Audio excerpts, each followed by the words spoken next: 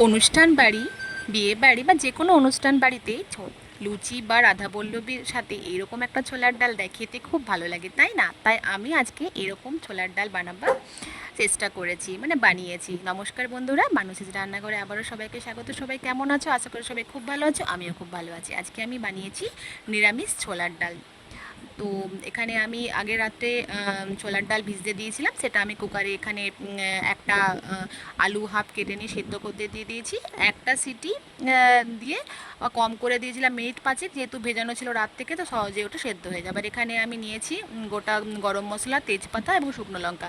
আর এখানে নিয়েছি টমেটোটাকে আমি কুচি করে কেটে নেবো। আপনারা চাইলে এটাকে পেস্ট বানিয়েও দিতে পারেন। তো আমি এখানে টমেটো কুচি করে নিলাম, লঙ্কা কুচি করে নিয়েছি এবং আদাটা গ্রেট করে নিয়েছি।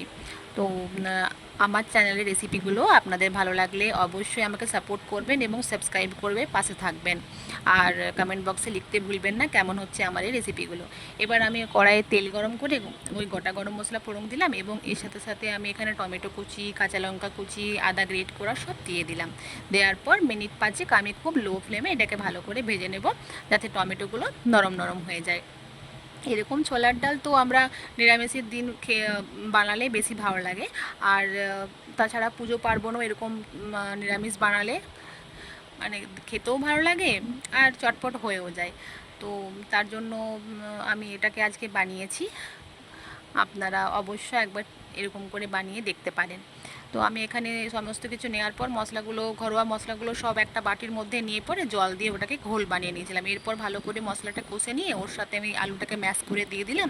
আলু ম্যাশ করলে কি এই ছোলার ডালটা একটু বেশ গ্রেভি গ্রেভি হবে, তার জন্য আমি ওটাকে ম্যাশ করে দিচ্ছি। আপনারা চাইলে কুচি করে কেটেও দিতে পারেন ভেজে নিয়ে। তো আমি এখানে দিয়ে দিয়েছি ডাল ওই বাটি ধোয়া জলটা, যেটাতে মশলা করে রেখেছিলাম। হলুদ, নুন, জিরে গুঁড়ো, লঙ্কা গুঁড়ো, একটু চিনি। চিনি দিলে ভালো লাগে, বেশ মিষ্টি মিষ্টি খেতে ভালো লাগে ছোলার ডাল, তাই আমি চিনি দিয়ে বানিয়েছি। আপনারা চাইলে নাও দিতে পারেন, তো মিষ্টি দিলে বেশি ভালো লাগে। তো আমি এখানে ভালো করে ডালটার সঙ্গে সমস্ত মশলাটা মিশিয়ে নিয়ে, ওই যেহেতু সেদ্ধ করা ছিল 2 থেকে 3 মিনিট ভালো করে হালকা আছে ফুটে নিয়ে ওপর থেকে কিশমিশ, একটু কাজু সব দিয়ে নিয়েছি। দেখুন দেখতে কত সুন্দর লাগছে না? লুচি, রুটি, কচুরি, রাধাপল্লবী সবার সঙ্গে এটা চলবে। তো আমাদের এই রেসিপিটা কেমন হয়েছে অবশ্যই জানাতে কিন্তু ভুলবেন না।